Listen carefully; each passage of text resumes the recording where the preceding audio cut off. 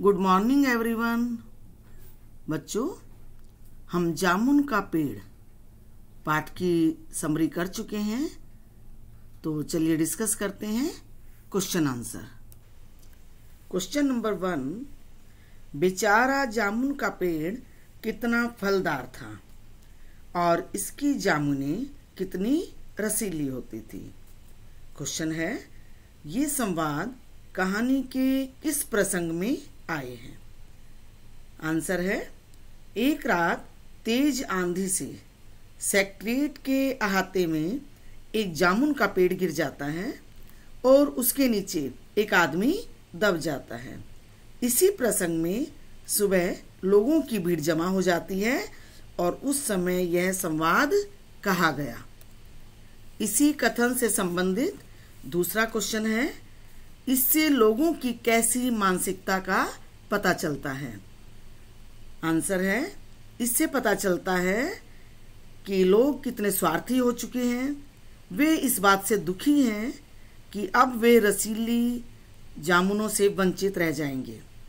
उन्हें इस बात की तो चिंता है कि अब इस पेड़ पर फल नहीं मिलेंगे, लेकिन दबे हुए आदमी के प्रति उदासीनता का भाव जो दिखाई दे रहा है वो गलत है। उचित तो यह होता कि बिना कुछ सोचे समझे वे पेड़ उठाने में लग जाते और दबे हुए व्यक्ति की जान बचाते।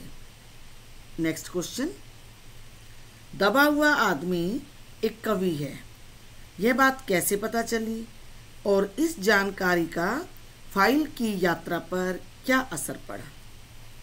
आंसर, जब रात को माली ने दबे हुए आदमी के मुंह में दाल चावल खिचड़ी दलिया जो भी डालना चाहा, उसे यह भी बताया कि तुम्हारे लिए सेक्रेटरियों ने मीटिंग की और मामला शीघ्र ही निपट जाएगा।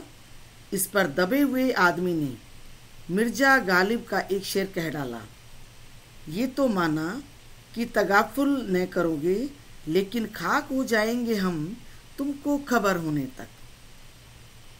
यह सुनकर माली ने पूछा, क्या तुम शायर हो? दबे हुए आदमी ने कहा, हाँ।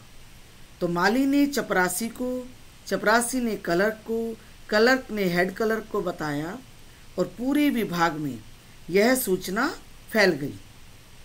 यह निर्णय लिया गया कि न एग्रीकल्चर और न ही हॉर्टिकल्चर इस व्यक्ति की फाइल कल्चरल डिपार्टमेंट को दे दी जाए, यानी साहित्यिक डिपार्टमेंट को। अब फाइल पर नए सिरे से विचार होने लगा। इसे साहित्य अकादमी की केंद्रीय शाखा का मेंबर चुन लिया गया। पत्नी को भत्ता देने की बात भी कही गई, पर पेड़ की बात वहीं की वहीं रही। उसे काटना संभव न हुआ। इस बात की फाइल जहां की तहां बनी रही। नेक्स्ट क्वेश्चन, कृषि विभाग वालों ने मामले को हॉर्टिकल्चर विभाग को सौंपने के पीछे क्या तर्क दिए। कृषि विभाग ने मामला हॉर्टिकल्चर डिपार्टमेंट को ही सौंपते हुए लिखा, क्योंकि यह एक फलदार पेड़ का मामला है और एग्रीकल्चर डिपार्टमेंट अनाज और खेती बाड़ी के मामलों में फैसला करने का हकदार है।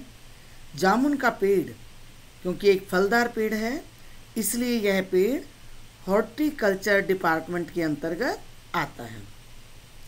इस प्रकार प्रशासनिक भाषा में बात करके उन्होंने अपना पल्ला झाड़ लिया।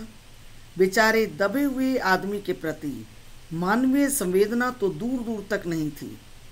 इस प्रकार एक दूसरे पर मामला थोपते हुए इस बात का भी परिचय मिलता है कि कार्यालयों की कार्यप्रणाली कितनी गैर जिम्मेदार है।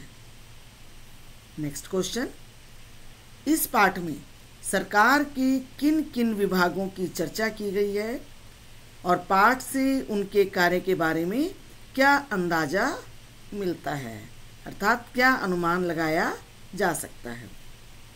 इस पाठ में अनेक सरकारी कार्यालयों के नामों का उल्लेख किया गया है, जिसमें से प्रथम है सेक्रेटरीट जो सरकारी सचिवालय है, दूसरा हॉर्टिकल्चर विभाग जो उद्यानों की व्यवस्था देखता है, बाग बगीचे लगाता है। एग्रीकल्चर डिपार्टमेंट जो कृषि विभाग होने के नाते फसल और पैदावार आदि की व्यवस्था देखता है। पुलिस विभाग कानून व्यवस्था देखने का दावा करता है। मेडिकल डिपार्टमेंट जो रोगियों और बीमारियों का इलाज करता है। कल्चरल डिपार्टमेंट जो कि सांस्कृतिक मामलों से संबंध रखता है। कवि, कलाकार, चित्रकार आदि को प्रोत्साहन देता है।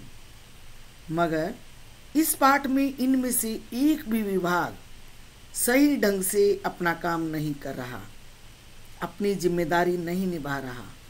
सभी विभाग महज औपचारिकताओं में पड़े हुए हैं। औपचारिकता निभाने में वे संवेदन शून्य होकर रह गए हैं। उन्हें किसी मनुष्य के मरने जीने का भी ध्यान नहीं, जितना औपचारिकताएं निभाने का है। इनकी कार्यप्रणाली बड़ी उलझन भरी है। इस प्रकार से हम कह सकते हैं कि इस पाठ में कार्यप्रणाली पर करारा व्यंग है और आज जो हम इसकी जीती जागती तस्वीर महसूस भी कर सकते हैं और देखते भी हैं। बच्चों, आज का होमवर्क है क्वेश्चन आंसर अपनी नोटबुक में लिखेंगे और याद भी करेंगे। Thank you.